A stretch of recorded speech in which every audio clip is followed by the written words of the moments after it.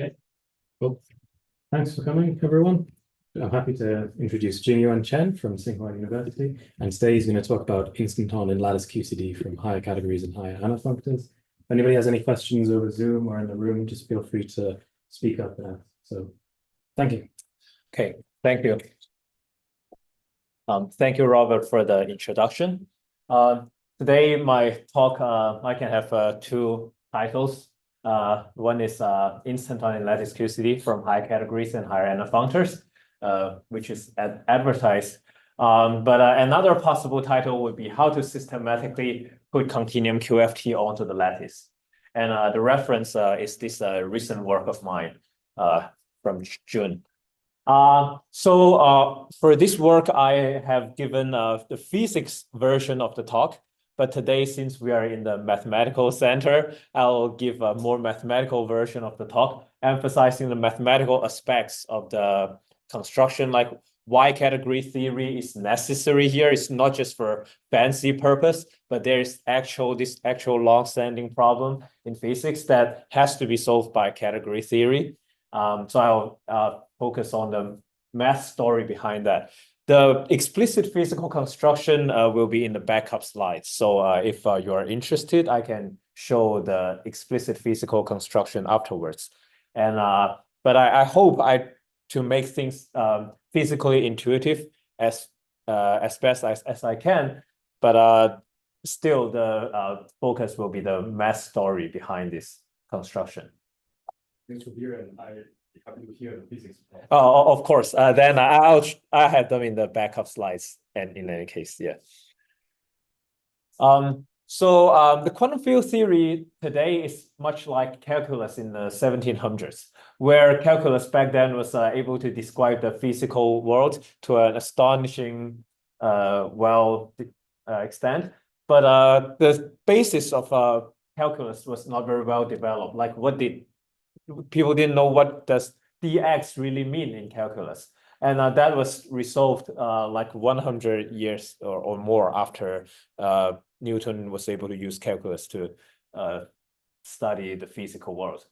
And QFT today is similar. We have this path integral where we can reproduce a lot of experimental observations and make a lot of predictions, but we don't really know what this infinite dimensional integral of the field means in the expression of the path integral. So one good way to interpret the path integral is in terms of lattice QFT. That is, instead of putting the quantum field theory in the continuum, we put it on a lattice, a spatial lattice or a space-time lattice. So here, because we are working with the partition function, we put it on a space-time lattice. Then the path integral will become a finite dimensional degree of freedom, at least in the local region. So this is a locally finite dimensional integral so that we can make sense of the integration. And this derivative, just following the simplest intuition, seems to become the difference between fields on neighboring lattice sites. So one important example is Wilson's lattice QCD. Because once we have this explicit definition of the path integral, the computers can understand what you're doing and then can do the Monte Carlo for us. And it's, of course, very important for the development of QCD. The problem with lattice QFT, however, there are two folds of problem. The ultimate problem, of course, is to show that the continuum limit of the lattice QFT exists. And showing that for interacting theories generally very difficult. And of course, this is considered a holy grail in mathematical physics, especially for the Yang-Mills theory. Right. And but even before we come to the ultimate problem, there is an immediate problem that we are facing. That is the problem I want to deal with today. That the topological operators are in general lost when you put a continuum QFT onto the lattice. And a famous example that is a long-standing problem in the field of lattice QCD is how to have a natural definition for Yang-Mills instantons on the lattice. And this is the problem that I'll handle today. And then we will learn some very general mathematics just from solving this immediate problem. And maybe that would be somehow helpful towards the ultimate problem. So the idea is much like this. So when we put the theory on the lattice, the path integral becomes finite dimensional, but not in such a naive way. That is, we are not going to just replace derivative by difference. We need to conceptually refine what we do, and category theory is necessary in this general procedure. Although in the simplest cases, it can be described without category theory, but the more general cases, including the case of Yang-Mills theory, has to be handled using category theory. And what we will achieve after doing everything, so let me first give the punchline. So what we'll achieve is first we'll at a practical level we solve the long-standing problem in lattice QCD of defining lattice Yang-Mills instanton. Also related to that, we are able to define Chen-Simon's Yang-Mills theory on the lattice. And in particular, it is impossible to achieve this using just group theory or fiber bundle, the familiar theoretical or the familiar mathematical tools to theoretical physics. So we have to use a more general mathematical structure, which is categories. And the second thing we'll achieve is we'll get a very general principle of how to put continuum QFT onto the lattice. Previously, when people say we want to put a continuum QFT onto the lattice, it's a very hand-wavy physical problem, right? It's a very vague physical problem. We do it by our intuition. Now, at least partially, we have a much more systematic way to think about this. And this can be turned into to some degree, a rigorous a well-defined mathematical problem. And the third thing we'll achieve is if you are interested in the TQFT kind of stuff, you probably know of the group cohomology as well as this tensor category kind of thing. And but you probably have heard about the fact that the group cohomology as well as the tensor category formalism is mostly useful for discrete degrees of freedom or symmetries only. Moreover, physically, they described the deep IR limit physics. On the other hand, in this work, our formalism will work with continuous degree of freedom. Well, of course, discrete is a special case of continuous. So we'll be able to work with both continuous and discrete degrees of freedom, such as Yang-Mills theory is a Lie group, which is continuous. And moreover, we are no longer interested only in the deep IR limit of the theory. We are interested in physics of generic energy scale. So this, I think, is also a very important point that I want to get people's interest into. And moreover, to show that our story is consistent with the previous story, we will see that our construction can reduce the Diagraph-Witten theory if the degrees of freedom become discrete. So this was how the contents of the talk will be organized. I'll first introduce this problem itself, which is a very simple origin. Then I'll introduce the known example of villainization. And then I'll introduce why there is some intrinsic difficulty going beyond the known example if we only know group theory and fiber bundle. And that would be the reason why over the past decades, people have not moved beyond the known examples of villainization and spin-on decomposition. There's an intrinsic reason to that. And then I'll go towards category theory. I'll first cast the known examples in terms of strict categories, even though it is not necessary to use category theory to describe these known examples. It will nonetheless be good to first put them in this strict category context.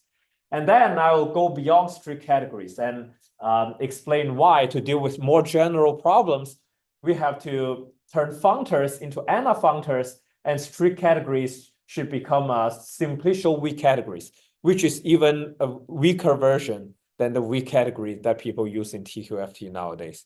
And then after introducing these categorical concepts, I can present the solution of putting continuum QFT onto the lattice while retaining the topological operator. I'll provide an algebraic and a geometric perspective. So let's begin with the simple origin of the problem. The problem is actually very general, which is that the topological operators are generally lost when putting continuous valued degrees of freedom onto the lattice. And the reason is very simple. Let's consider the configuration space of the lattice path integral. So X can be like the parameter space of the field on each lattice side, and then we take a product over the lattice field, which is a product of the local fields. So that would be the total configuration space. But of course, the parameter space X doesn't have to live on the lattice side. It can also be live on the lattice link, just like in the lattice gauge theory, or it can even live on the plaquette and so on. Anyways, on a single lattice cell of some dimension, there is a degree of freedom taking value in X. And then the total configuration space is just to take the product of X over all the lattice cells. Okay, so this is the total configuration space. The problem is if X is a connected space, which means the space has only one piece, then the product of many copies of X is still a connected space, right? And then if we want to assign a topological number to a configuration, we'll be having a map from a connected space to a discrete number. But then if we want it to be useful, that means if we want to map to different discrete numbers, then the map certainly will be discontinuous because the configuration space is connected, but the topological number is discrete. For example, in Wilson's lattice gauge theory, the degrees of freedom live on lattice links, and G on each link you have, for example, an SUN on each lattice link. And SUN is a connected space. So would be many products of SUN. And then you want to map to an instanton number, which is an integer. So no matter how you construct the map, if you want it to be useful to get different possible instanton numbers, the map certainly is going to be discontinuous. So it's first of all, it's mathematically not very nice. Second of all, in practice, like in actual lattice QCD practice, this will lead to some practical problems. So we said this is a very general example. We can ask whether there's a simpler case than the Yang-Mills theory, where we can also see this problem. And it turns out that the simplest case where this problem arises is in the XY model, or the lattice S1 non-Tsinghua model. So the degree of freedom would be an S1, a circle on each lattice vertex, and you want to map that to integers, the winding number, for example, or the vorticity. Again, if we want such a map, then such a map will be useful only if it's discontinuous. For example, let's consider 1D lattice ring with 6 lattice vertices. And on each vertex, we have this S1 degree of freedom in 2 configurations. Then we have the gut feeling that the left configuration has a winding number 1 and the right configuration has a winding number 0. However, by turning the spin on each lattice vertex, we can continuously deform one configuration to another, right? That means that just comes from the fact that the configuration space is connected. Then in this case, how do we say when is the winding number 1 and when is the winding number 0, right? So then they'll be discontinuous. And it turns out that this simplest example of this problem has a well-known solution in terms of the Villain model. Therefore, we'll start with the Villain model and learn like what is the key idea of the Villain model that allows people in the past to resolve this problem. Yes. So, maybe in the usual case, when you want to define some topological number, like instanton number, right? You know, you build like a gauge group with 3 bundle over some method. The trivial information is the overlapping page. Right. The transition functions and stuff. Right. Right. Right. So, how does that connect to your? Right. So once you put it on the lattice in the traditional way, you lost this information.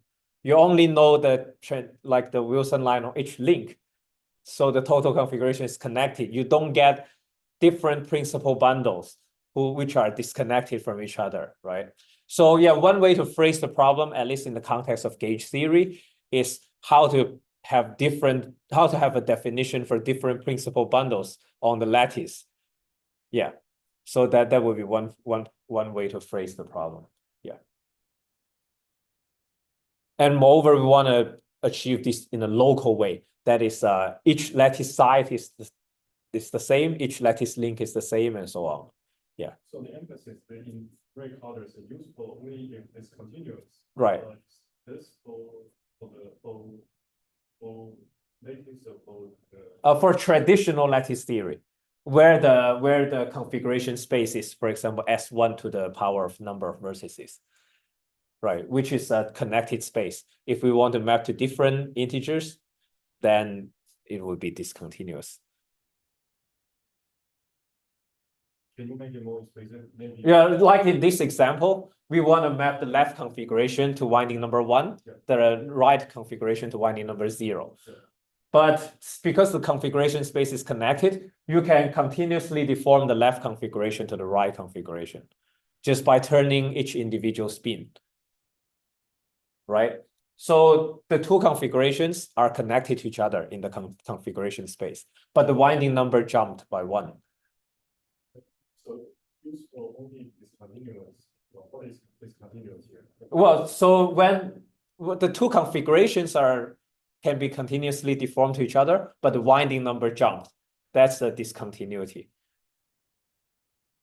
Result is what do you want to do? I'll explain. Yeah, this problem has been resolved using the Villain model. Right. So the key is the configuration space will not be the S1 to the number of vertices. There will be a natural way to, in some sense, enlarge the configuration space so that it captures the continuous continuum QFT better. Yeah, this will help you like spell all. Yeah, I'll explain that soon. Yeah. You say by sentence now. Yeah. Okay, but before we go to the solution to the S1 line model using the Villain model, let's talk about another manifestation of the same problem.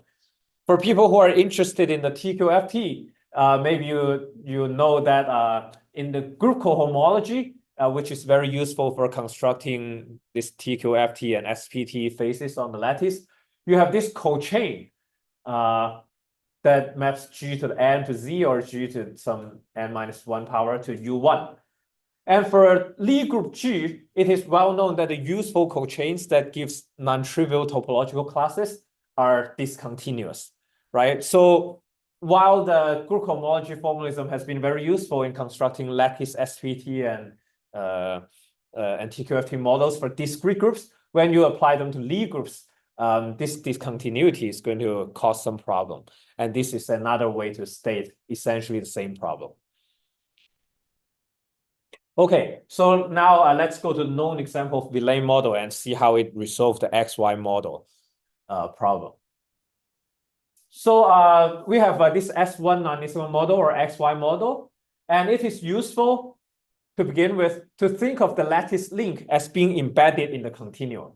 Once the link is being embedded in the continuum, we can ask this question very naturally. How does the angle theta interpolate from one vertex to another along the lattice link? So of course, given the starting point and the ending point, like here is the angle on one vertex, and this is the angle at another vertex. There are different ways of interpolating from this starting point to the ending point, right? So the interpolation can be captured by an integer gamma, a real number gamma, which is subjected to the condition that the U1 part of the gamma is given by the difference between the two angles. But the integer part of the gamma is not fixed, right? You can interpolate along the red curve path or interpolate along the yellow path, or you can even go around a few circles before finishing the interpolation. So the integer part is unfixed, and we need to sum over all such possibilities with suitable weights in the lattice path integral. For example, intuitively, this interpolation, this red interpolation should have higher weight, and like this yellow interpolation should have lower weight. And if we go around a few circles, the weight should be even lower. It's very intuitive. Once we introduce this degree of freedom gamma, which is a real number, we find we are able to define winding number unambiguously. We just define the winding number around the loop, as the sum of gamma along the links along this loop. And because the U1 part of gamma is determined by the beginning and ending point of the interpolation, like this. Gamma can be parameterized like this. So when you sum over all the gammas along a loop, the theta dependence cancel out, and it would manifestly be an integer, the sum over the integer part m in along a circle. So the winding number is explicitly an integer. So this is how the Villain model allow us to define the winding number on the lattice. We introduce this integer degree of freedom m, such that the integer degree of freedom m and the U1 degree of freedom theta forms the real number gamma. This is the answer, no? Yes, this is the answer. Very simple and very intuitive in idea. My understanding is that there is one part shown discretely led by integral z, and another part is just some smooth function, continuous function, right? Well, so actually the whole thing is smooth because, well, we use this parameterization using m, but the real physical thing is gamma. Gamma is the distance you travel during the interpolation. Okay, so the physical thing is gamma, and then the path integral weight will be a smooth. The path integral weight will be a smooth function of gamma. Moreover, the winding number is also in terms of gamma. So everything is smooth. There is nothing discontinuous.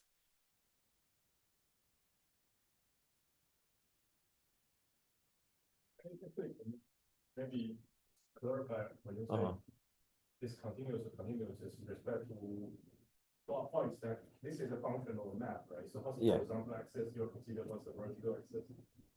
Just be clear, because right. The winding number, the definition of the winding number is not discontinuous in any physical variable, such as the gamma.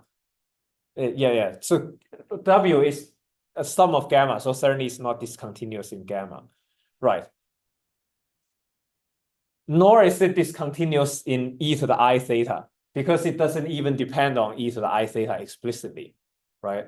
It only depends on the m part of gamma. It doesn't even depend on e to the I theta.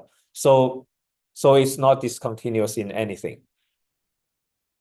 But then how would the theta be related to m? They would be related via gamma. And let's explain how theta and the m would be related. They will be related probabilistically. Yeah. You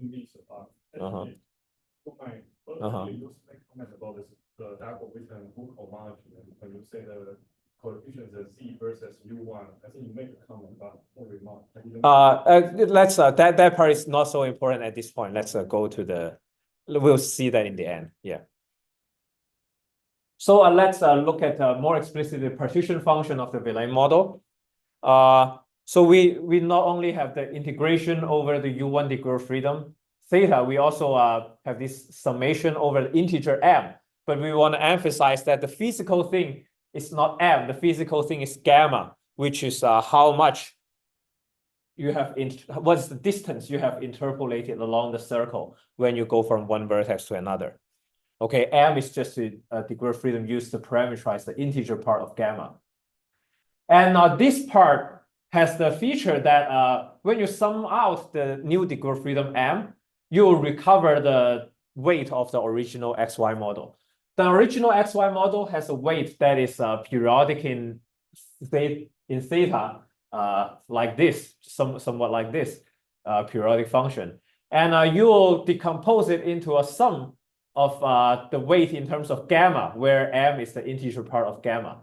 And when after you do the sum, you recover the periodic function. But what you get now is that you get this degree of freedom m, which you will use to define the winding number. Yeah. But besides recovering the XY model, Villain model actually allows us to do more.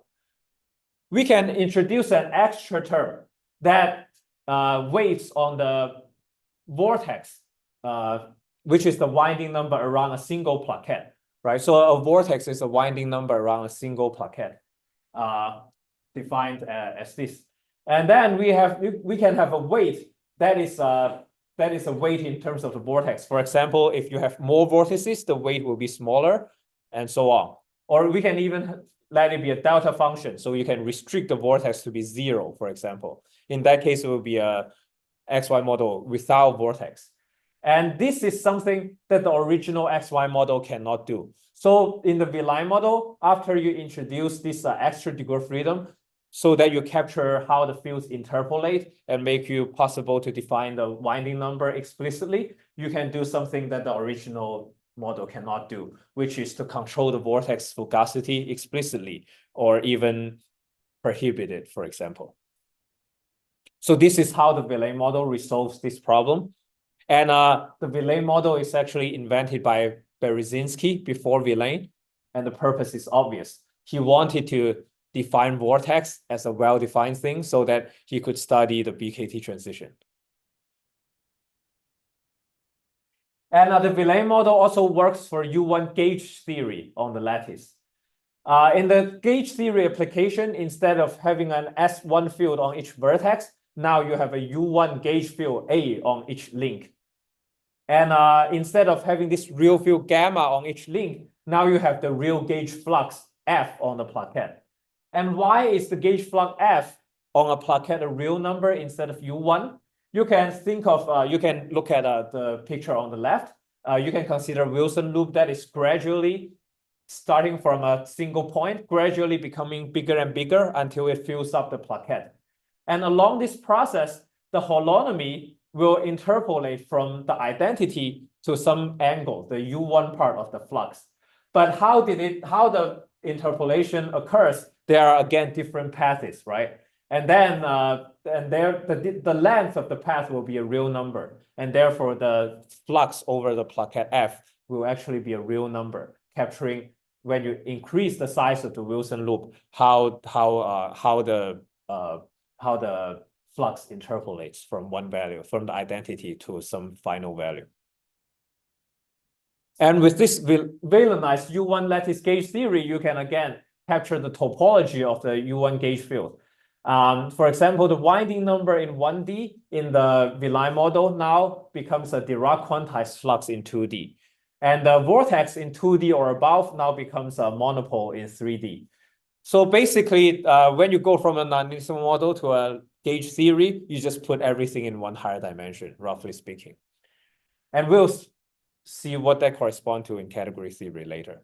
And this has many applications, the villainization. For example, you can define lattice U1 Chen-Simons Maxwell theory, and you can study lattice abelian instanton and so on. And there are many variants of villainizations.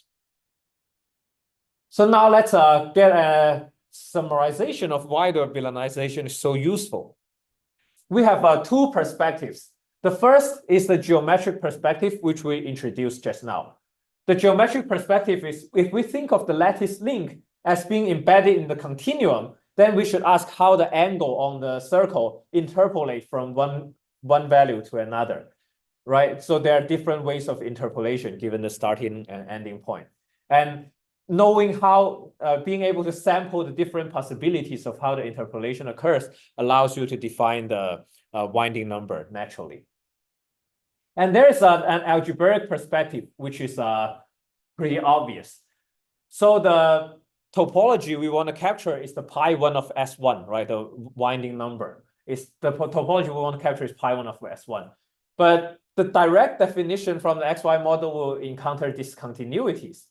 Therefore, we are using an R to cover the S1. And R is the 2 pi Z bundle over S1, right? Where this R is the gamma degree of freedom, subjective to constraint that e to the I gamma is equal to e to the I d theta.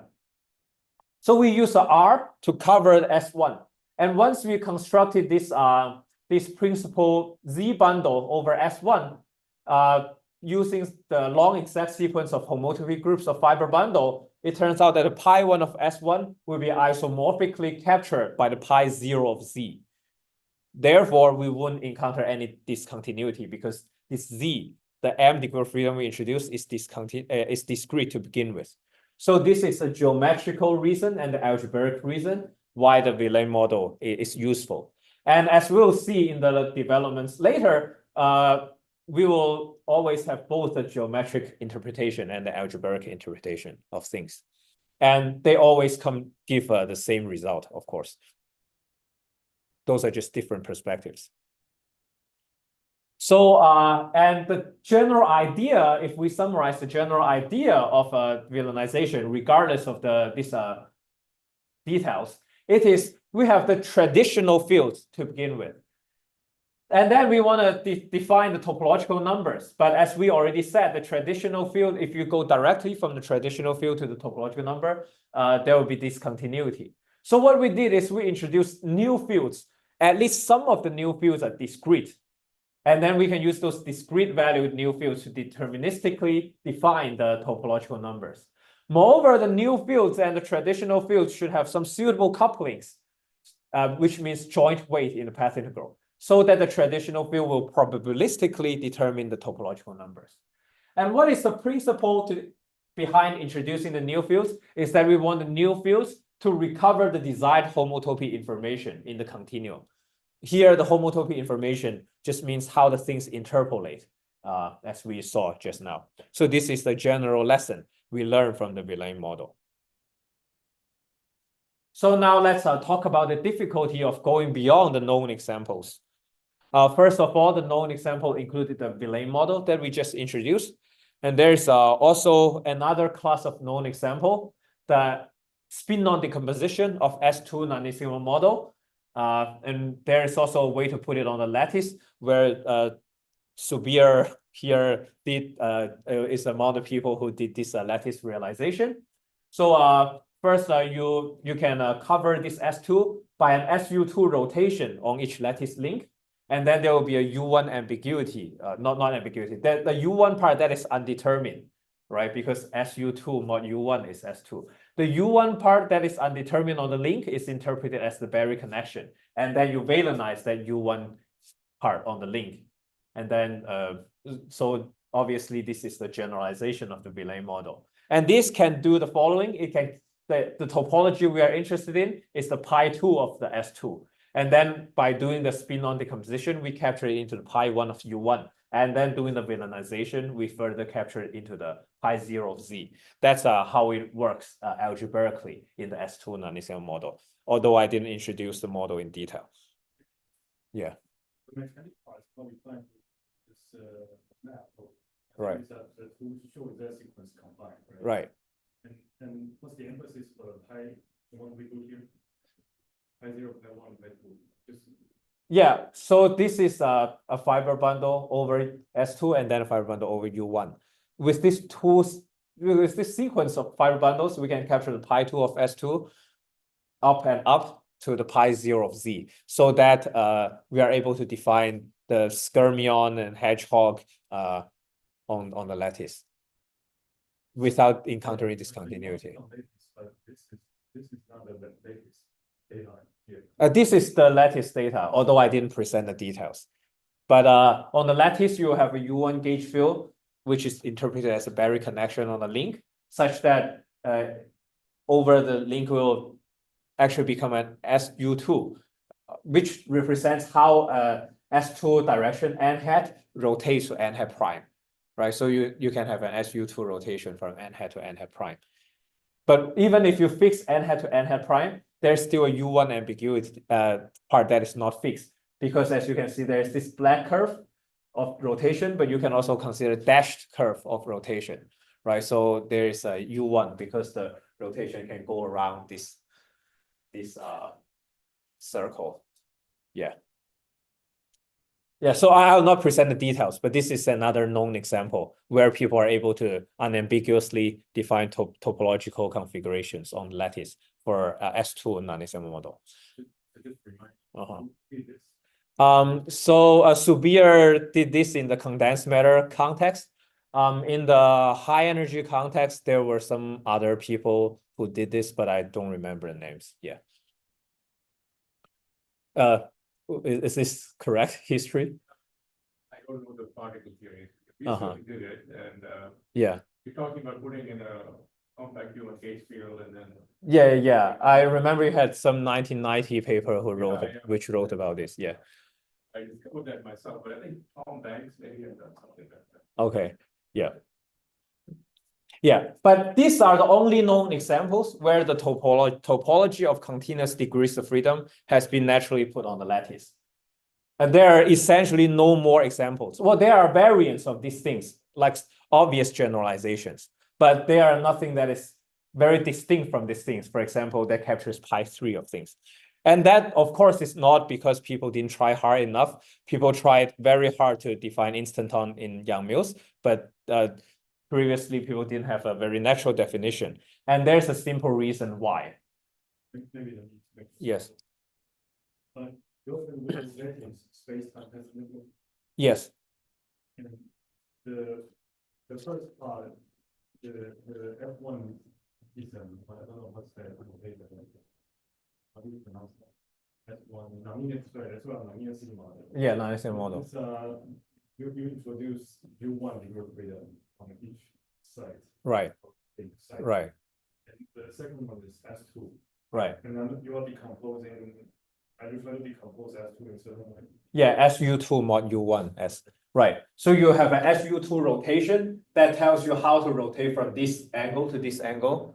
But then there are different rotations, right? You can rotate along this path, you can rotate along that path, and so on. Yeah. So this is the thing that you try to enlarge. Yes. Yeah. Right. Right. So the new degree of freedom is the U1. Yeah. Berry connection. And then you do a further villainization step. Right. So these are the only known examples, and there's a reason why there was an intrinsic difficulty going beyond these examples. Sorry. Yeah. The pi0, pi1, pi2, those are exactly Z class corresponding to those. Yeah, in these cases, in these examples, yes. Yeah. Yeah. It's not purposefully you try to. Right. It doesn't have to be Z. It can be Z2 and so on. There are variants of this, but people so far only able to capture pi1 and pi2 physics, but not more. And there's a reason why, which I'll explain now. Yeah. You mean I say there are other object means in the past? Like, do you mean that that's all? Which one? In the past, people are able to capture pi1 and pi2 physics on the lattice naturally without discontinuity. But there was no example for pi3 and beyond, and there's a reason why. Okay, let's see the reason. Let's try to put SUN non-Tsinghua model or SUN gauge theory on the lattice, meanwhile retaining the pi3 physics. The SUN non-Tsinghua model has pi3 physics like the skyrmion in pions, which is the nucleons. And the SUN gauge theory has this pi3 physics of instantons. Okay, then by the same logic, just looking at these pictures, just staring at these pictures, it seems obviously we need something like this. Moreover, we know the upper parts is going to be U1 and R and Z. Why? Because pi3 of SUN is Z. And we want to capture things isomorphically up and up. So we need pi1 of something to be Z. So that something must be U1 and then up to pi0. Yeah. 3 + 1 dimensions? In general dimensions, but to capture, for example, in a SUN non-Tsinghua model, to see the full thing, you need 3 space-time dimension. But even if you're in 2 space-time dimensions, you can see everything without the top layer. And if you are in 1 space-time dimension, you can only see this. And then for gauge theory, you need 4 dimensions to see this whole thing. But even in 3 dimensions, you can see up to this layer. Right. So the dimensions is really general. Yeah. It seems like we need something like this. And moreover, those top layers where we know the U1 and Z and R, we even know the physical interpretations of them. Right, this U1, which will live on the lattice plaquettes in the non-Tsinghua model, will correspond to WZW curving, which is like a two-form connection, generalization of Berry connection.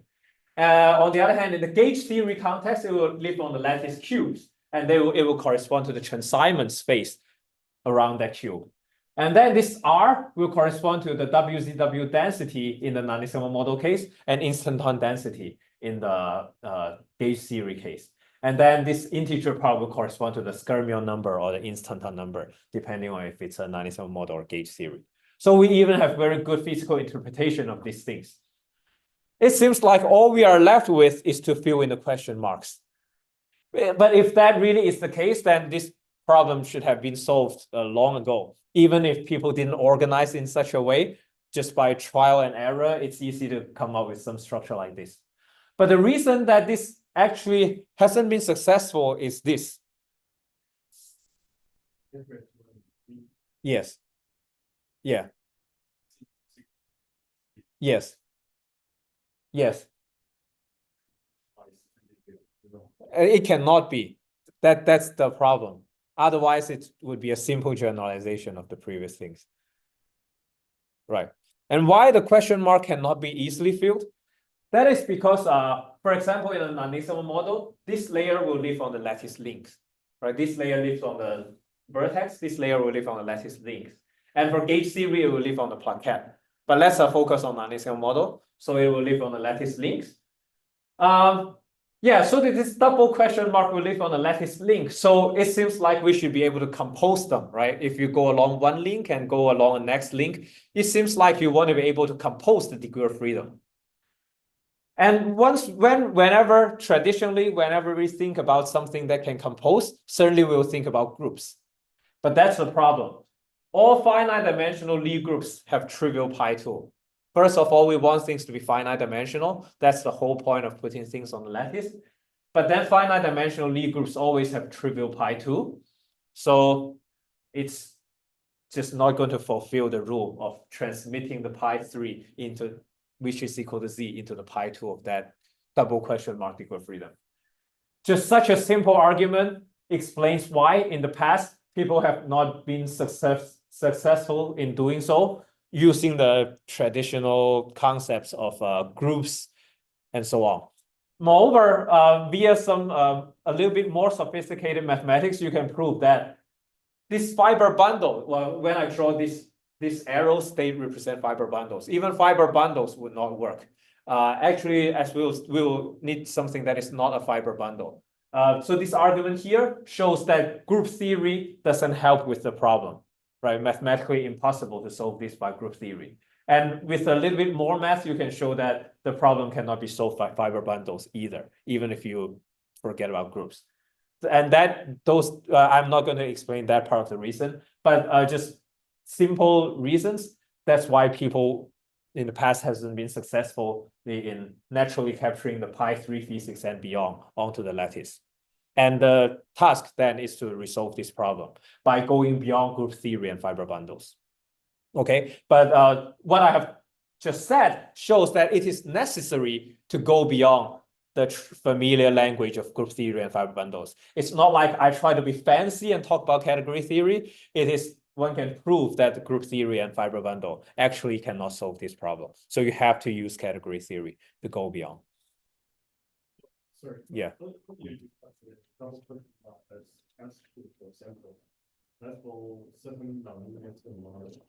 No, there was no place that, like you mean here? Yeah. That lives on a vertex. It doesn't live on a lattice link. Yeah. Right. So state the problem again. So you can not get an equal for pi2 to be non-trivial. Right. But you can probably decompose some subspace, maybe get non-trivial. Right. For example, this double question mark is not a Lie group, but something with non-trivial pi2. Yes, that would be an idea, but with a little bit more mathematics, you can show that just any finite dimensional fiber bundle cannot transmit the pi3 up to the pi1 and u1. Yeah. That part I'm not going to explain because it just involves some more formal math, but it's not a very hard result. Yeah. Is that statement already known for you? Yes, it's known.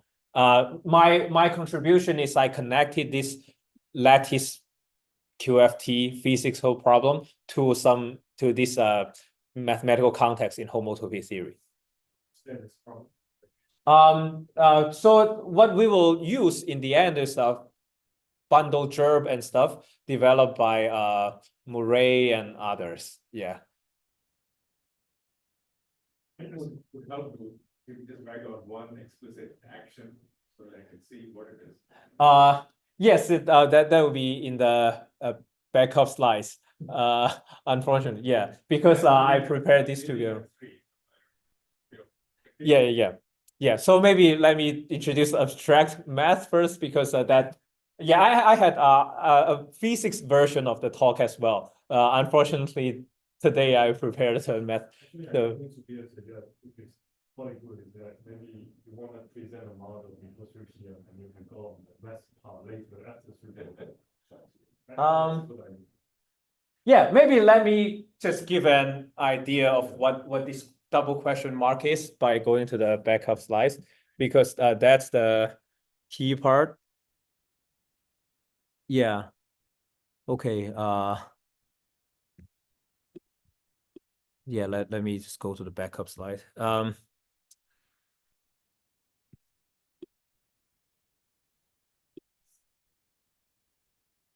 Okay. Yeah, so this is the Yang-Mills theory. The partition function of Yang-Mills theory has the traditional SU2 gauge. I just use SU2 as an example. SU2 gauge field on each lattice link. And then you have some degree of freedom on the plaquette. There are not groups. And moreover, doesn't form the enhanced theory with the topology. Right. And right. So the traditional Wilson's thing. Right. Let me show previous slide. Yeah. The traditional Wilson's thing only has the SU2 on the links and then some weight, such that the weight looks like this as you increase the eigenvalue of the Wilson loop around each plaquette. Right. And now in the refined model, you not only has this SU2 on the link, you also have some non-group values, degree of freedom on the plaquette, and then a U1 on the cube, which represents the Chen-Simons, and then an integer on the hypercube, which does the Weylanization of the Chen-Simons. And this will represent the instanton number, the sum over that. Okay, and then you have some m equals plus or minus. Right, that's the thing I'm going to explain. That's a not group thing. That's a non-group thing that I'm going to explain. And moreover, you have a plaquette weights, cube weights, and hypercube weights. Just like in the Weyl model, you have the link weight, but you can also have the vortex fugacity on the plaquette. So in general, you can have these different weights so that you can control the RG flow better than the traditional theory. Okay, so let me just so this just explained what I said. Yeah, and then you can have the topological theta term as well, where this I is explicit an integer. Yeah, so the plaquette degree of freedom is a non-group thing. That maybe let me just explain this part.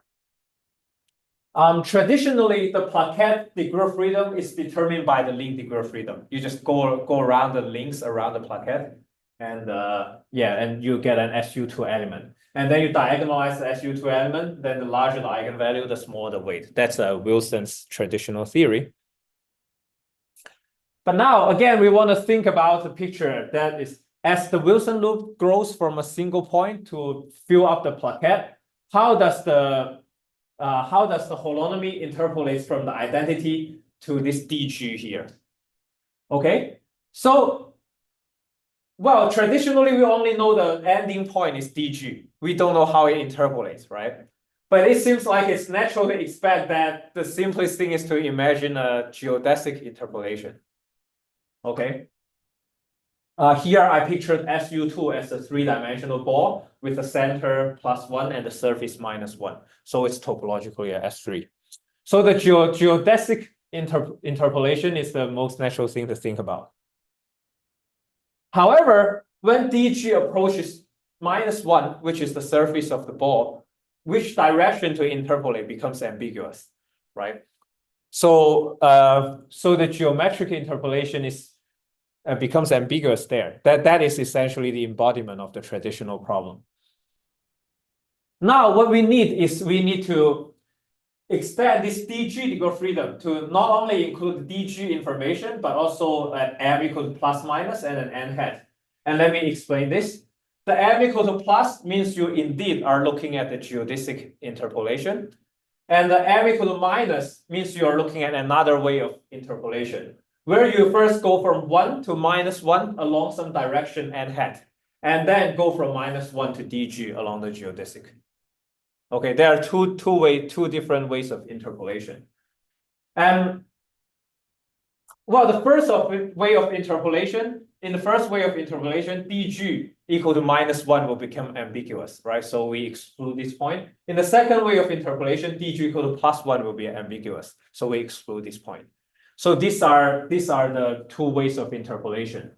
Importantly, M here it has two choices, but it's by no means Z2 because you're never going to compose M in any way. So M has two values, but it's not Z2. Yeah. So this is not group valued. Moreover, this is not a fiber bundle over SU2. Why? Because this is like SU2 excluding one point, being a patch, which is SU2 excluding one point. This is SU2 excluding another point.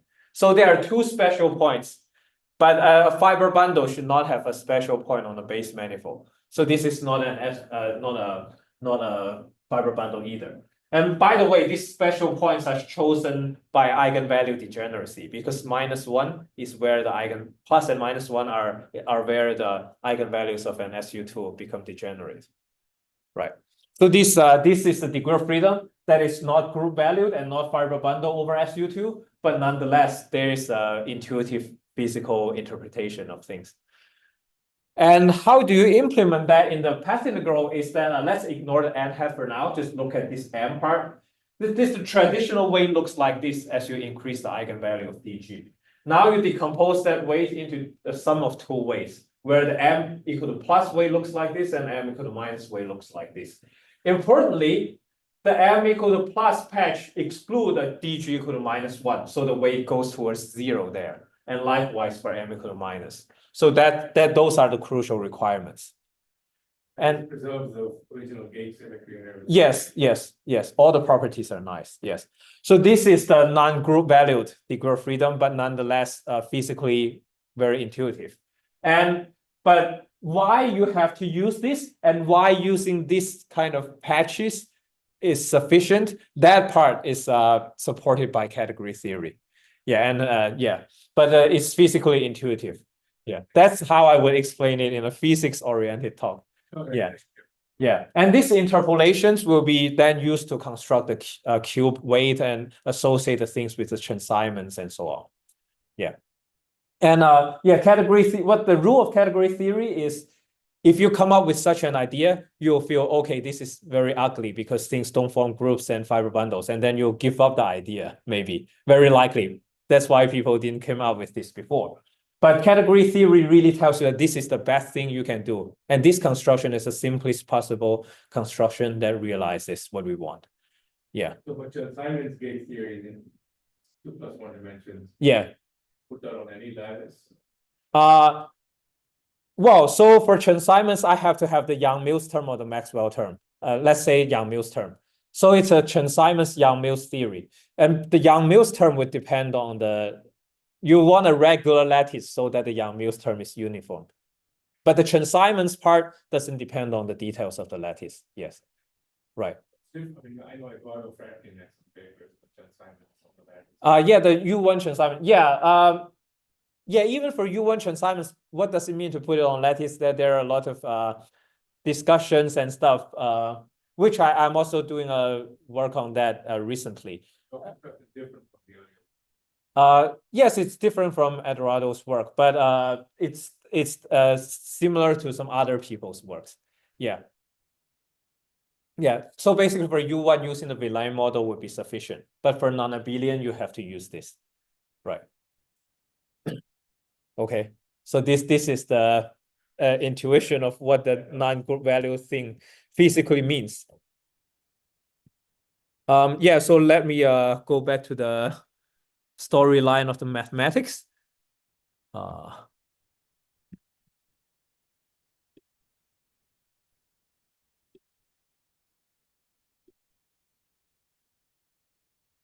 Right.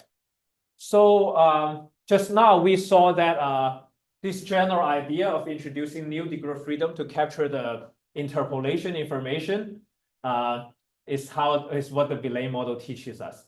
And it turns out that for pi1 and pi2 physics on the lattice, it has been known how to actually carry out such an idea. And it's sufficient to use principal bundles.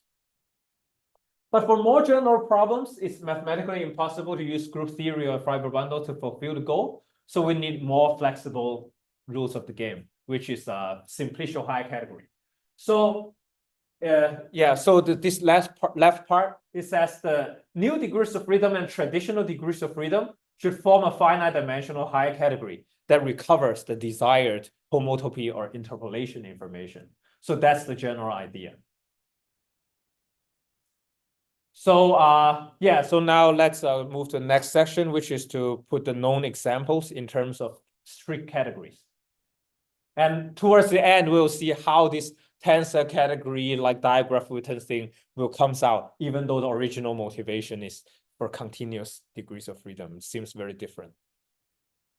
Okay, so we'll, as we said, we will have two perspectives. We start with a desired continuum QFT with suitable continuum degrees of freedom, and we want to find what are the lattice degrees of freedom that are needed. There's one way that is to go along the algebraic topology data, and then to use the geometrical intuition to help us realize the data onto the lattice. The other direction is to have the geometrical picture to begin with, and then use the algebraic topology data to help us truncate away the unimportant geometrical details. We'll explain things in both ways towards the end. But now let's first introduce some basics of category theories. I will just assume everybody roughly knows what a category and what a functor is, but I'll still nonetheless go through an overview just to set up the notations and conventions. First of all, a zero category is just a set, and we'll call the elements of the set objects. Okay, and then I will represent an object by a point. A one category is what people usually call category. A one category not only have objects, which are things, but they also have relations between things called morphisms. And I will represent a morphism as an arrow from one point to another point, a morphism between two objects. And the relations can compose and the composition is associative. I can represent a one category in such a way. The C0 is the set of all objects, which is the set of all points. And then C1 is the set of all morphisms or the set of all relations. Then there are two maps from C1 to C0, the source map and the target map, because each arrow has a source and a target, right? So the set of morphisms has a source map to the set of objects and target map to the set of objects. And moreover, the set of objects have a map called the identity map to the morphisms, which means each object has an identity morphism. I am just myself. Okay, that's the simplest possible relation. And every object has such a simple relation. I am just myself. Okay, so this is the set of objects and set of morphisms.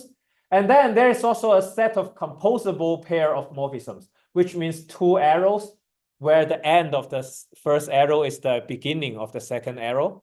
So those are the set of composable pair of morphisms. And then this has a map to the set of morphisms, which is just a composition represented as a circle. Okay, so a morphism in a category can be represented by an arrow between two dots. And the entire category itself can be represented by this picture, where you have a set of objects, a set of morphisms, which you can specify the morphisms source and target objects. And then there's this composition of morphisms into another morphism. And usually we will abbreviate this as C1 double arrow C0, where the double arrow is the source and target map. And then we are ignoring the other arrows just for abbreviation. And then beyond one category, we can go to strict two category, where we have objects, relations, and relations between relations, and so on. Like this globular shaped thing is the relation between the relations F and G. And the strict means any composition is consistent regardless of the order. For example, here, the vertical composition of two morphisms is associative. Here, the horizontal composition of two morphisms is associative. And in such a picture, whether you compose horizontally first and then vertical, or vertically first and then horizontally, the result is the same. So this is what strict means. So it's easy to make sense of everything. You don't need to worry about order of composition. And just by this idea, it's easy to conceive strict N category, right? You just have higher dimensional globular shaped things. And now at this point, I want to introduce a very important perspective, which is an N category can be viewed as a special N+1 category, but whose all of the N+1 morphisms are identities, okay? So for example, a set can be viewed as a one category, but only with identity morphisms. So everyone says the only relation of everyone is I am just myself, but no other relations. So it's a one category with only identity morphisms or identity relations is the same as a set. More generally, an N category can be viewed as a special N+1 category whose N+1 morphisms are all identities. This perspective is going to be very important for understanding some things. Even though it seems to be very simple and trivial. Okay, and the interesting thing is that now we should talk about the relation between categories. First of all, the relation between zero categories, which is just the relation between sets, is functions, right?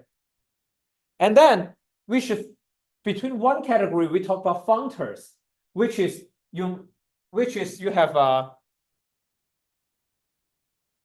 right. Let me just show this slide. You have a map from C0 to D0, which maps object to objects, and you have a map from C1 to D1, which maps relations to relations, right?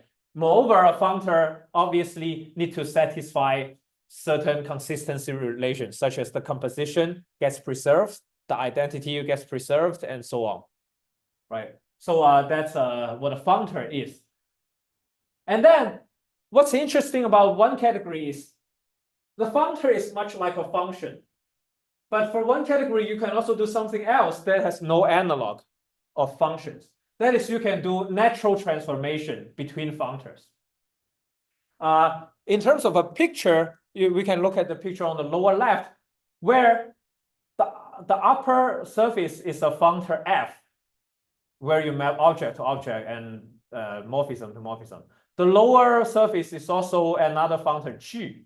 And the natural transformation is a map from the functor F to the functor G, such that this object C will map to actually a morphism in D.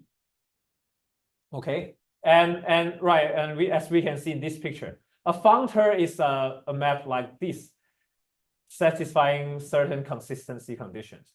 And a natural transformation is a map that goes one level up. So C0 is mapped to a relation in D. And then C1 will then be mapped to D2. But for one category, what is D2? As we just said, D2, all the two morphisms are identity morphisms only. So D2 is just the same as D1. D2 are just identity morphisms in D1. So that corresponds to this F. This F in C1 is mapped to an identity 2 morphism, which is this rectangle on the left. And this rectangle is an identity. It means from this point, if you go along this path or you go along this path, the result is the same. That's what identity on the rectangle means. Okay, so so that's why we said this perspective is useful. Now, the interesting thing is for one category, we not only can do C0 map to D0, which is functors, we can also have C0 mapping to D1, which is a natural transformation. And you can imagine for two category, for example, you can even have one more choice, C0 map to D2 and so on, right? And now, to this point, we can see something very interesting. All zero you can ignore the small and large if you don't know what they mean. All zero category forms a set, forms a one category. All zero category just means all small sets, right? All sets forms a one category, which is the category of sets and functions. The objects is just set, and the morphism is just functions. Okay, and as we can see, this is a function between sets, but we can view this as an object of this category, and this as an object of this category, and this arrow as a morphism of this category. And all one category forms a strict two category, where this is a one category C viewed as an object in this two category, and a functor is viewed as a morphism, and a natural transformation is viewed as a two morphism. And so on, right? All strict two category can be viewed, all strict two category together form a strict three category, and so on. Now let's look at some examples of these strict higher categories. A lattice will naturally induce a strict D category, where the set of objects is just a set of vertices, and the set of morphisms is just a set of paths on the lattice. And then a set of two morphisms will be the set of surfaces on the lattice. But I want to emphasize that this and this, although it represents the same lattice surface, but here the starting point is this and the ending point is this. It's not viewed as the same as this surface where the starting point is here and here. But they're related by going along this curve and going back. Okay, these are some small caveats. And likewise, for a continuum manifold, it naturally induces a strict D category, where the set of objects is just the points on the manifold, and then the set of morphism is the set of paths on the manifold, ignoring parametrization and also ignoring these back and forth paths. And then so on, you can construct a strict D category out of the path and the path between paths in a continuum manifold. Also, a group can be viewed as a category. There are two ways to view a group as a category. You can view it as a zero category, which is a set G with some extra structure, the familiar group structures. Or we can view the group as a one category, usually denoted as BG, which has a single object. So the object is trivial. I represent it as a star. And invertible morphisms, G, because the group elements are invertible, right? They can compose, they are associative, so they are much like the morphisms in a category. But it has an additional property that is invertible. And this BG is usually called the delooping of G. So when you view a group as a zero category, we will usually denote it as a G. When you view it as one category with single object, you usually denote it as BG and call it the delooping of G. And another example is called a groupoid, which sounds like a fancy name, but also very intuitive. A one category with all morphisms invertible is called a groupoid. A very intuitive example is an action groupoid, where you have a space X as the objects, and then an action of G on X. So the set of all morphisms will be X times G, where, for example, one object will look like this. The source is the small x in big X, and then you do the action G, and it goes to the result GX. So that is a simple example of an action groupoid.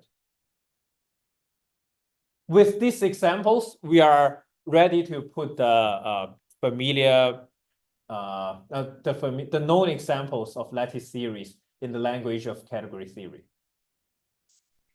First of all, a field configuration in a traditional lattice non-exhaustive model is a functor of this form, where the left is the left column is the category of the strict D category of the lattice, but we are only using the zeros and zero morphism and one morphism. And this category has X being the objects and X times X as the morphisms. Why is this? Well, it's very intuitive. This X times X is just the two fields on the two ends of a link. Okay, so each link is mapped to 2X, which is the starting the the degree of freedom on two vertices on the ends of the link.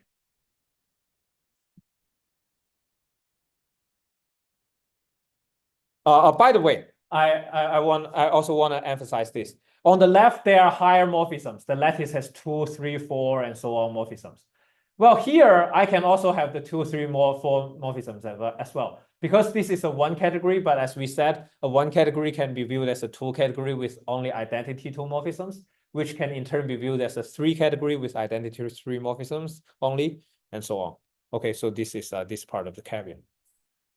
And now let's go to the traditional lattice gauge theory. A traditional lattice gauge theory can be viewed as such a functor, where you map the lattice link to a Wilson line element in G, and then you map a lattice plaquette to two elements in G. First is the Wilson line on one edge. This G is just the source. And this G, you can view this G as the target, or you can view this G as the holonomy. So the new thing on the plaquette that does not come from the link is the holonomy around the plaquette. And moreover, you can see that these two pictures are very similar. It's just you replace X by a group G and then put everything in one higher dimension, right? This process in category is called delooping, where your objects have some extra structure so that you can view the object as one morphisms instead, and the one morphism as two morphisms instead, and then the new object will be a single point. This process is called delooping. It's very intuitive. Okay, now we want to emphasize a very important point. That is, the action is not invariant under the most general natural transformation. Remember, a natural transformation map L0 to G, L1 to G times G, and so on. Everything maps one level up. It's a natural transformation. However, the action should be invariant under the minimally non-trivial natural transformations. What does that mean? That means L0 can map non-trivially to G. But L1 cannot map non-trivially to G cross G. The L1 map must be fixed. What is that? That is just a familiar gauge transformation, where you do a gauge transformation on each vertex, but then the transformation on link is fixed, right? The gauge transformation on the link degree of freedom has to transform according to the gauge transformation on vertices. Okay, so that's just a familiar gauge transformation. So the action of a traditional lattice gauge theory is not invariant under the most general natural transformation, but it's invariant under the minimally non-trivial natural transformation. That is, L0 can map to G non-trivially, the gauge transformation, but then the map of L1 to G cross G is fixed. You cannot have more choice there. Now we also can cast a V-line model in terms of these maps of strict categories, where you map the lattice vertices to S1, and you map the lattice link to R cross R mod Z, which is also the S1, which is equivalent to S1 cross R, where this R is the gamma interpolation that we introduced before.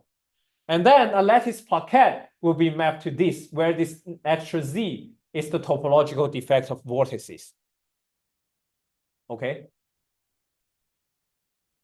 And why such a category will come up and capture pi1 of S1?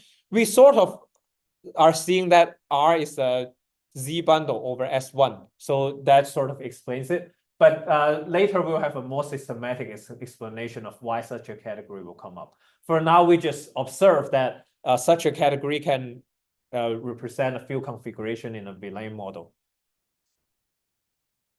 Similarly, a Wheeler-Nice gauge theory has such a field configuration being such a functor, where well, here I use U1 as example, but there are more general example, where this extra R is F and this extra Z is monopole.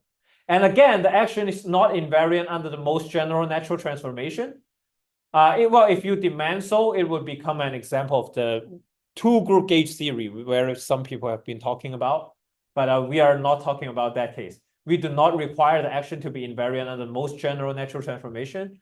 We only require it to be invariant under the minimally non-trivial natural transformation, which is, again, L0 can map to U1 non-trivially, being the gauge transformation, but then all the upper maps become fixed by the gauge transformation. We only require the action to be invariant under that, but not under more general gauge transformations. Okay, so that is the subtle difference between Wheeler-Nice usual gauge theory versus two-group gauge theory. Or we can say two-group gauge theory is a special case of this, right? When you impose a more stringent condition, then it becomes a two-group gauge theory. An example of two-group gauge theory. Again, how this category comes up naturally to capture pi1 of U1 will be explained later. And again, this is related to the velarized non-linear model via delooping, where you put everything in one higher dimension. So these are the known examples that can be easily casted in language through categories. And we should ask two questions. How do these categories arise? And the next question is, why strict categories are inadequate for more general cases? And that is what we are going to explain now. Why functors should become anafunctors, first of all. What is an anafunctor? I'll explain soon. But anafunctor is in general necessary when dealing with continuous degrees of freedom in replacement of functors.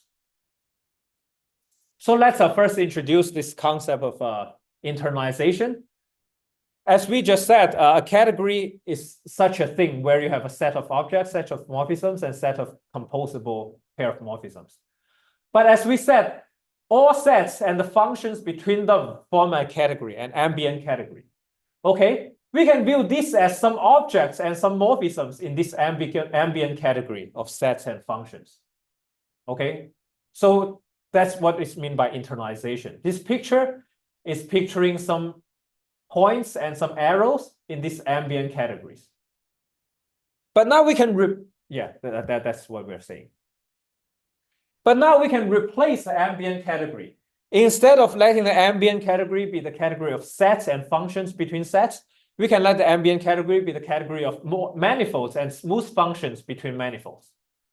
Then we will require the C0, C1, and so on be manifolds instead of just sets. And then we would require these source and target maps, the identity maps, and the composition maps, not only be functions, but smooth functions between manifolds. Okay, that is just restating the requirement we want before. And the statement is that functors become a bad notion, but anafunctor is a good notion when you internalize everything in the ambient category of manifolds and smooth functions. And why is that? That's what we're going to explain.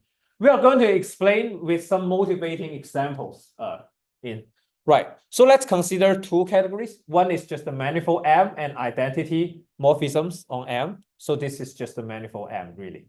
And another category is the delooping of G, where G lives on the one morphisms, and there's a single object. We have a gut feeling that the principal bundles should be related to this story here, right? We should be talking about principal G bundles over M. Then how is principal bundles realized in this category theory language? It seems like we should talk about functors, but functors are necessarily trivial. Why? Because on the G side, there's only a single object. So all points on M can only map to a single object.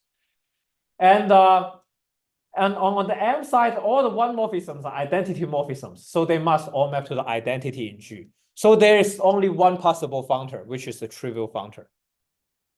Then how to really realize this principal bundle? It turns out that we can realize principal bundle as an intermediate step, where we use some manifold that is larger than M to cover M. For example, we can have a disjoint union of charts or patches to cover M. The map is surjective, right? And then we have this fiber product U with M, which means two elements in U has a morphism if they map to a same element in M, but then they don't have a morphism in between if they don't map to a same point in M. Okay, so that is just identifying different points on U if they are identified on M. And it turns out that this set of morphisms is bijective to the identity morphism in M once you give the source and target. For example, two elements in U would have a single morphism, right? Given the source and target, if they map to the same element in M, they would have a single morphism. That is just correspond to the identity morphism in M. Otherwise, there will be no morphism. And then once we have this intermediate category in the middle, from this here you can have the map to G, and this map is the familiar transition function. Okay, so what we have is we have an intermediate category in the middle that is in some sense larger than the original category of M, and then we can use this intermediate category to set up a functor to G, which represents the transition functions. And you can ask, another way to think about principal bundle is via the total space of the principal bundle. And indeed, the intermediate thing does not have to be the disjoint union of charts. It can also be the total space E over M. And the covering of E over M is again surjective. The map, the morphisms is again this.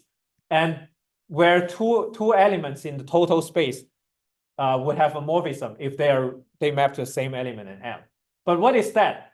That is just specifying an element on the total space and specifying a G action on that. That would be the same as this. And then now that we have a G here, we can map this G to this G. And this is another realization of the principal bundle.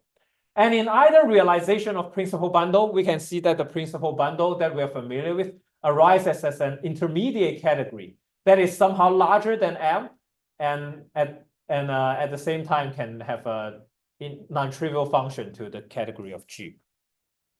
And moreover, these two realizations of principal bundles should somehow be equivalent in some suitable sense. So this is the first motivating example. Let's talk about a second motivating example. If you are familiar with category theory, then you're probably familiar with the statement that two one-categories are naturally equivalent if there is a functor from C to D, such that it's essentially surjective and fully faithful. If you don't know what it means, just ignore it.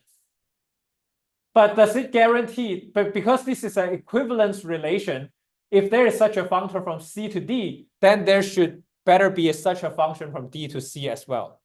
But does it always exist such an inverse functor? Let's look at an example of manifold. So on the left, on the right, I have a circle, and the objects are the points on the circle, and the morphisms are the paths on the circle. And on the left, I have discretized the circle as a lattice, for example, a triangle, a lattice with 3 vertices.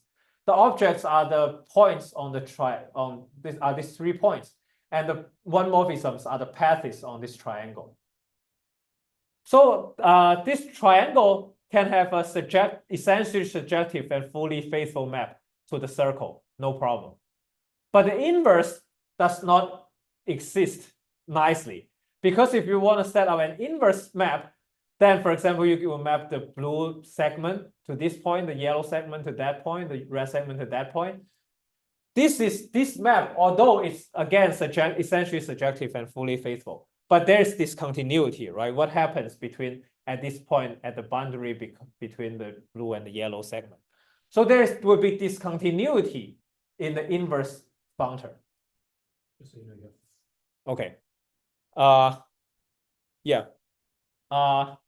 Right. So and then how do we deal with this problem?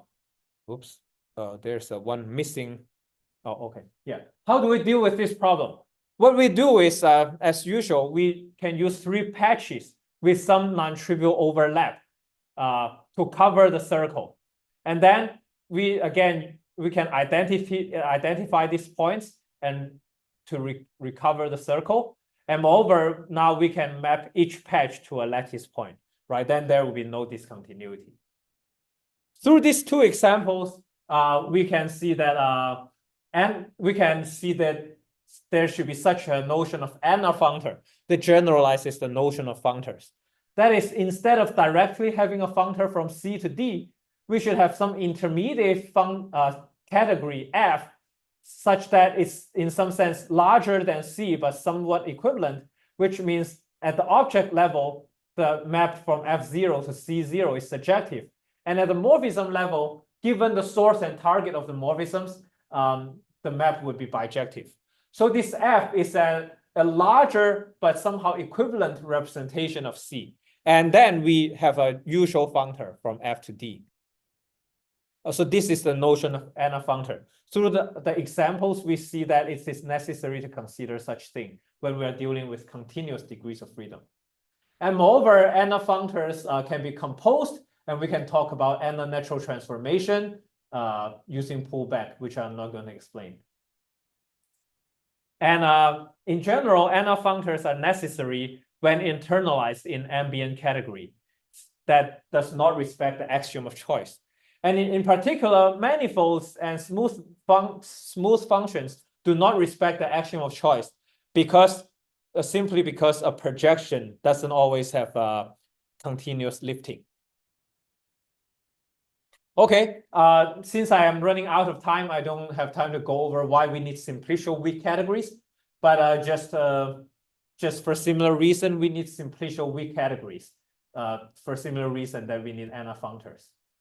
And what is a simplicial weak category is that instead of thinking about just the globular shaped two morphisms, you need to in general think about the triangular shaped two morphisms that are not just compositions. Okay, you can ask whether you can always represent a triangular shaped two morphism as a composition of the usual composition and a globular shaped two morphism. And it turns out when you deal with continuous degree of freedom, you cannot always do this for the same reason. That part I'm not going to explain, but in general, you just need to consider simplicial weak categories where the two morphisms in general take triangular shapes and the three morphisms take tetrahedral shapes and so on. Yeah. So let me just present the solution that connects the continuum QFT and lattice QFT. So first, let me talk about the algebraic perspective.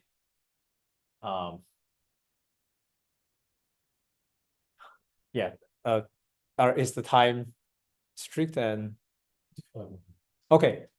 Let's talk about how to motivate these categories useful for the Villain model. It turns out that to deal with a Villain model, we want to start out with such an Anafunctor where this T is, let's say, is S1. And we want the Anafunctor from T to the delooping of Z. And why do we want that? Because we want the algebraic data to be classified by H1 of T to Z. That is the algebraic data we want the Villain model to capture. Okay, so that's why we are considering such Anafunctors. And how is such Anafunctor classified by the algebraic data that we want the Villain model to capture related to the actual Villain model? It turns out that in the Villain model, the Villain model is realized by such an Anafunctor, where the right-hand side is the target category of the traditional lattice non-linear model, and the left column is the target of the twice delooping of Z, which captures the vortices. And the category in the middle of the Anafunctor is the desired refined target category for the Villain model. And you can see how this is related to the above. If you just ignore one of the T's here and ignore the bottom layer, it would become the category in the above, the Anafunctor in the above. And in category theory, this is called taking the over category, it will be this. If physically, it means fixing the field on one vertex. Using the global symmetry, we can always fix the field on one vertex and look at the physics on the other vertices. Okay, so this is how we turn the algebraic data that we want into the desired category for a Villain model. And we can do a similar thing for spin-on decomposition, where we have an Anafunctor that maps to U1 and is classified by this desired algebraic data. We can do the villainization of the U1 to see that it indeed is captured by this data. And then again, we let this be the over category of something, and that something has the extra bottom layer with the target space T, and then this extra T. It's as similar as before. And moreover, and by the same reasoning, we will if we want to get the SUN non-linear model, we first start with the Anafunctor that is classified by the H3 of TZ. And this is the algebraic data we want to capture this desired topology from the SUN non-linear model. And this thing in the middle, this Ly part is called the bundle germ over T. And there is a fact that in order to realize the non-trivial classes in this algebraic data, we need Y to be finite, and we want finite dimensional Y, then Y cannot be a fiber bundle over T. It can at best be a surjective submersion. For example, this is the two patches that I explained explicitly before. And in this case, the Y fiber product TY would have a component that is homotopic to S2. And then it supports a non-trivial U1 bundle L that serves the WZW curving degree of freedom purpose. And then we let this be the over category of some category, and then this anafunctor will lead to such an anafunctor. And for some reason, to do with continuity, this has become simplicial category, and that would be that this intermediate category in the middle will give rise to a desired category for the SUN non-linear model, so that you can capture the pi3 physics. And this U1 on the left will correspond to the WZW. And if we ignore that unimportant T and look at the essential part, this essential part is called a multiplicative bundle germ. And it's classified by H4 of BG in Z. And you can see this H4 BG in Z is very similar to the group cohomology classification that is familiar for discrete groups. And maybe I want to end here since I'm already over time. I want to end with emphasizing that this multiplicative bundle germ that we motivated by capturing the algebraic data in continuous degrees of freedom, but in the Lie group G, actually can also work for discrete group G and recover the Digraph-Witten group cohomology classification as well as the tensor category stuff. In particular, when G is discrete, we can, then we don't need any non-trivial cover. We can just let Y equal G.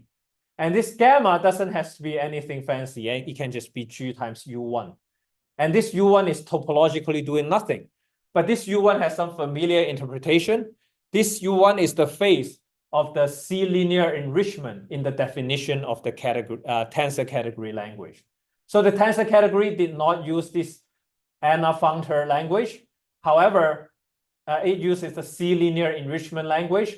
But this C-linear enrichment, the phase of that, the U1 phase of that, will actually be this U1 in this lambda, even though topologically this U1 is not playing any role.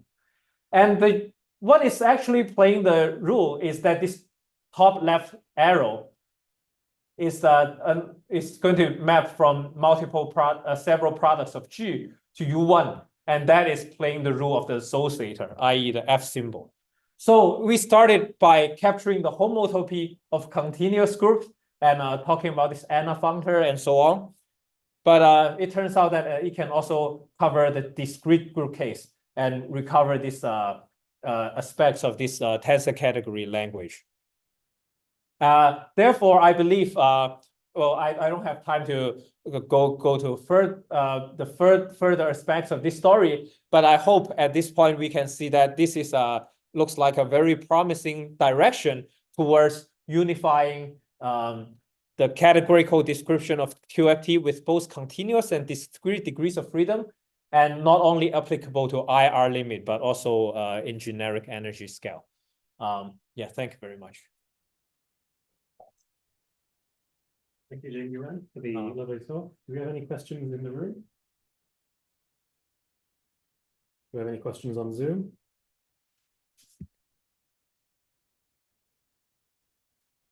If not, join Jing-Yuan again, and we'll be back next month for some more quantum matter seminar. Okay. Okay, thank you. Yeah. You want to speak a bit more, and your audience is being close a bit more, just so it will be a break. But if you have something you want to say, what do you think? Probably. actually smaller genes using monosignal. If you think they're Yeah, since I'm way over, yeah, this is going slower than I expected, and this is maybe a little bit too mathematical. So maybe you guys can talk about it afterwards. 'Cause Yes. a lot of people were like, probably on the Uh-huh. next hours. Well, thank you again. yeah, thank you. Yeah, I feel like I prepared this too mathematically. No, it's okay.